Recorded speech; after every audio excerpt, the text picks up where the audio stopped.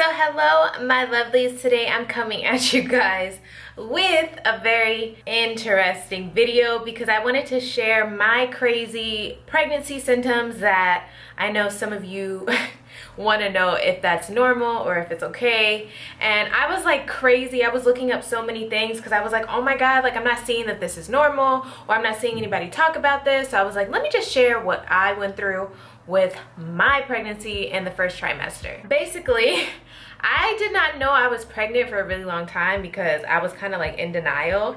And I don't even want to say in denial. I just kind of took it as like, okay, my cycle's just a little bit delayed because I had just finished moving. That was a whole hot mess in itself. And it was like the one time I could actually say I was like almost stressed out, because I don't stress about anything, but my move to this place was so like ridiculous.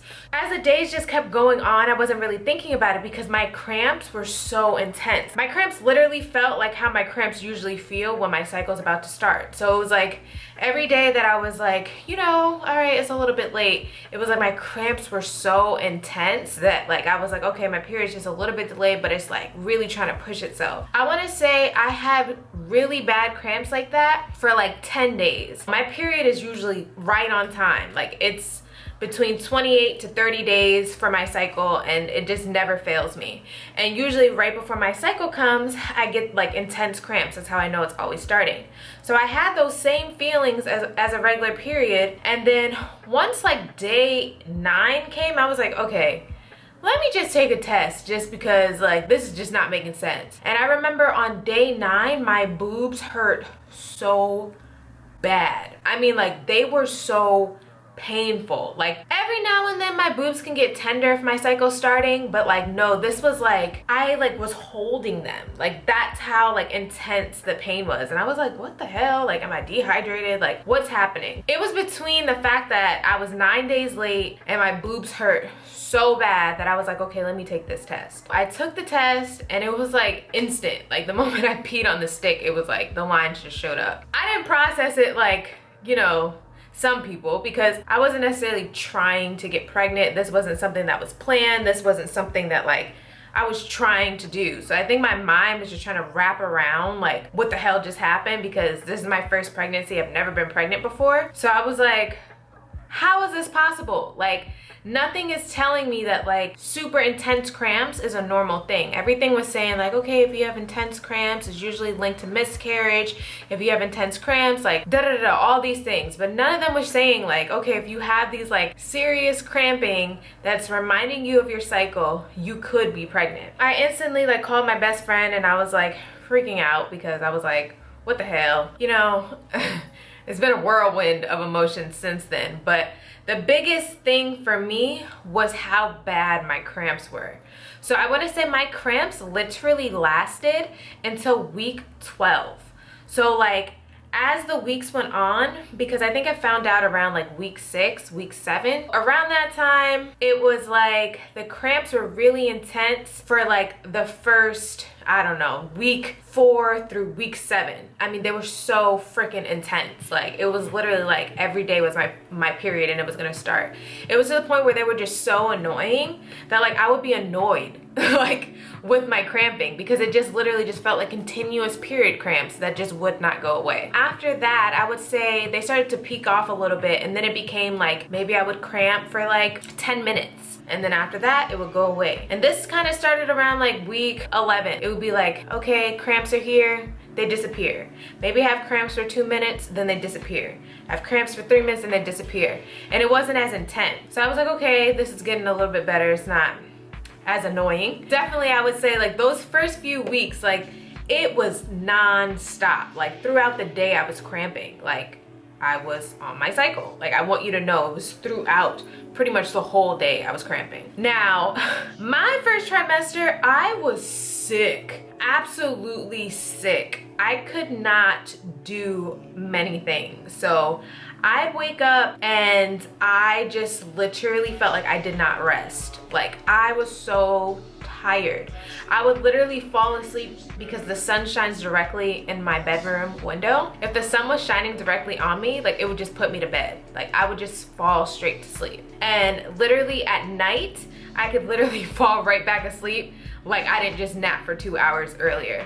I literally spent so much time in my bed from like week 7 to literally like week 12. It was just like, whoa. I remember there was this one time we went to the grocery store and it was an ethnic market, and I literally like pretty much passed over on one of the counters because the smells were just so intense that I got so nauseated I couldn't stay in the store, so we had to leave. We had to go to a different store because my nausea was just so intense that like it was not okay. I like literally couldn't really drive because I already have motion sickness, like, so I'm already the person that has to like roll the window down when I'm in the car already. But like driving this time, like usually if I'm driving and I have my window down, I'm okay. If I'm a passenger, oh, I need that window down. But now it's like whether I'm driving or not driving, like it's a hot ass mess trying to drive. That was another big thing for me. My nausea was just so bad. But the beautiful thing is, even though I had such bad nausea, I did not throw up. So I know some of you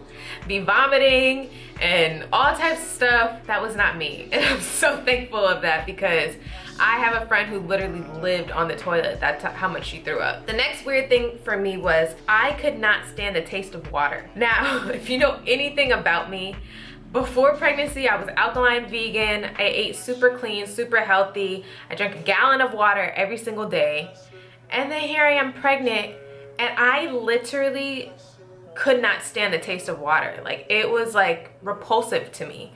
And like getting myself to drink it was so difficult. I want to say I was getting like maybe 1/3 of a gallon in every day. And that's really low for me. So like I was suffering kind of from like dehydration because my body was so used to always having so much water, and then I like went from like not being able to take it in. One of the main things I was drinking so much of was Reed's ginger ale. It's like the natural ginger ale soda, and I was drinking like, I want to say 2 cans a day. Literally, I was drinking so much of it because it was the only way I could like somewhat get a fluid in my body, and the ginger somewhat helped, along with like being able to burp. By like week, I don't know, 10 or 11, I was over even drinking ginger ale. Like now, after that, I transitioned back to water, thankfully. And another one of the biggest things for me was my cravings. In the beginning, once I found out, because I wasn't realizing, I remember there was one night that I had almond butter and I had like ate a tablespoon of it with a banana. And then I went back for another tablespoon. And then I went back for another tablespoon. And this is before I found out. So I had like literally 6 tablespoons of almond butter. I mean like heaps of it. And I was just like, I thought nothing of it. I was just thinking like, oh, my cycle's coming, like it's just a craving. And then like now, like I can't even, like just talking about almond butter just made me sick. Like I love almond butter, and that just literally, I just got turned off just talking about it. I can't even like imagine eating it right now. I think like whatever that day was, I should have paid attention to it because it was very odd. I usually don't consume that much almond butter ever. So that was kind of like my first telltale sign I should have paid attention to. It was like, girl, why are you eating this much almond butter? You don't even like it like that. But I didn't, you know, whatever. And then, oh my God, I could not for the life of me get myself to eat vegetables or fruits. I was so turned off. I was like, girl, who are you? Like, this is all you eat. Like, literally had a fridge stocked with produce, and I was looking at it like, ugh. Like, I was so disgusted. I was literally eating nachos and burritos from this Mexican restaurant like almost every single day. Like, because that was the only thing that I could eat that I didn't get super sick from. Because if I tried to eat my normal food, how I normally cook, or the things I would normally have, like salads or whatever, I would get so sick. And I was like, yo, this is not about to work for me. So I was literally eating like veggie burritos and veggie nachos every day. And I was only eating like once a day because I didn't have like a super appetite per se. But it was like, that's what got me through. And then I want to say that phase lasted for maybe like a couple weeks. Then it went to a different phase. Then I needed freaking burgers. I needed burgers. So I was getting like jackfruit burgers and just weird burgers, weird vegan burgers. And there was this place that I was going to over and over again that the next time that I went, they gave me like a large cookie butter milkshake or whatever. It's like this vegan restaurant. I love it here. And they were just like, she needs it, she's pregnant. Because that's how often I was going to them. You know, your everyday, not fast food, but you know, like your burgers or your nachos or, you know, like food like that. I was going there very often. But to me, I still kind of consider that junk food, no offense, because it's like, it's not healthy, you know, like it's not. And oh my God, I was eating vegan mac and cheese. Just thinking about that disgusts me now because I hate vegan cheese. I hate it. Plus I'm allergic to soy, so it's like I shouldn't be eating it anyways, and I just needed it. I needed it so bad. I could not eat normal. And I literally had to tell myself by like week 11, like, girl, you are gaining weight, like quit. You need to go back to eating how you normally eat, because how my body is set up, I gain weight very fast. So it's like, I'm not one of those people who are built to just eat whatever the hell I want and then just be okay. So I was like, girl, you gotta get this in check. The next thing that I was not able to do was work out. Now, again, if you know anything about me, you know I work out like 5 to 6 times a week.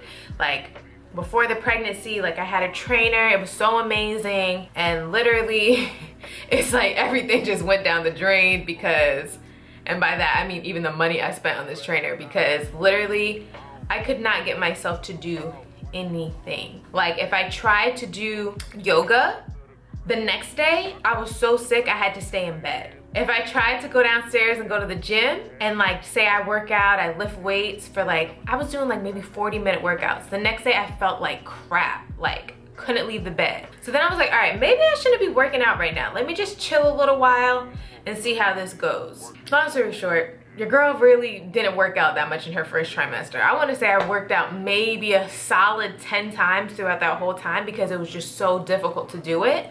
And honestly, it just made me so sick that I couldn't. That was a thing. So in order for me to get my water in, I had to start eating ice. So I started buying like these bags of ice because I hate refrigerator ice. So I had to get like bags of ice, and that was my way of like tricking my body to like getting water. And it really works. So if you're struggling to get water down, that's a thing. As far as my boobs go, they hurt so bad. But what I noticed is the more fluids I had, the less that they hurt. So if I was super dehydrated, they hurt more than if I was hydrated. So definitely keep your water intake up as much as possible. My nipples are like so sensitive. Sometimes the water in the shower, if it hits it, it hurts. Sometimes I have to like cover my little nips in the shower. And then I don't know if there's any of y'all, I'm gonna share this only just because this is now a thing, but I have nipple piercings, and it's looking like I might have to take them out because my nipples are starting to expand, and it's like the nipple rings are too small for the nipple. And I'm like, ooh, I don't know if this is like, if I'm forcing it. So definitely leave a comment if you had that same issue with your nipple rings, and like tell me what your doctors or your midwives have said about your nipples, because your girl was trying to hold on to her nipple rings, but it's looking like I might have to let them go. And once I let them go, they're just gonna be gone forever because that hurt so bad, I don't ever see me doing it again. Plus, it takes forever to heal. And it's like, man, come on, you know? So definitely let me know if there's anybody with any nipple rings in the comment section below. Oh, smells. Smells. I know they say smells are like a pregnant woman's indicator that she's pregnant, but when I say it was like, whoa, like smells like hit you so hard. Okay, when I was talking about smells, I was talking about body odor. I had extreme body odor. I know this is TMI, but I literally never wore deodorant before getting pregnant, and I literally had to start wearing this charcoal magnesium deodorant because my body odor started getting so bad that it made me sick.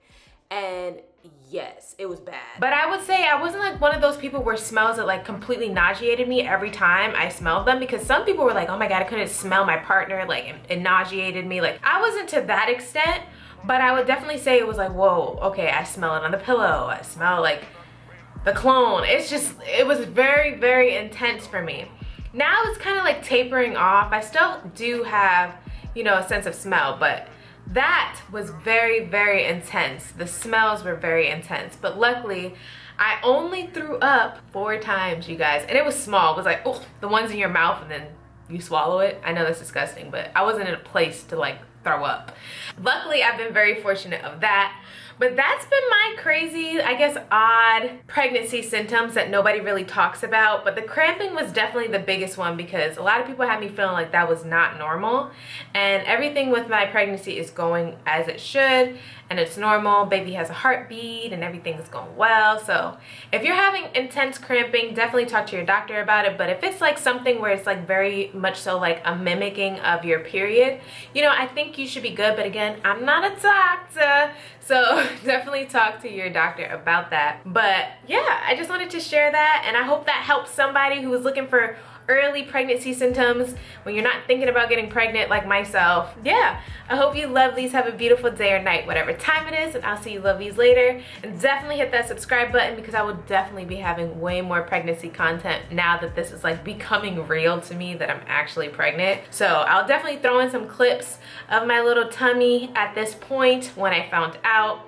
And yeah, it kind of just sprouted out of nowhere. So don't forget to hit that subscribe button and definitely follow me on Instagram at iamLindaElaine, Snapchat at your Mexican Beauty. Don't forget to hit that subscribe button. I don't know if I said that already. I think I said that already. But whatever, I hope you lovelies have a beautiful day or night, whatever time it is, and I will see you lovelies later. Deuces.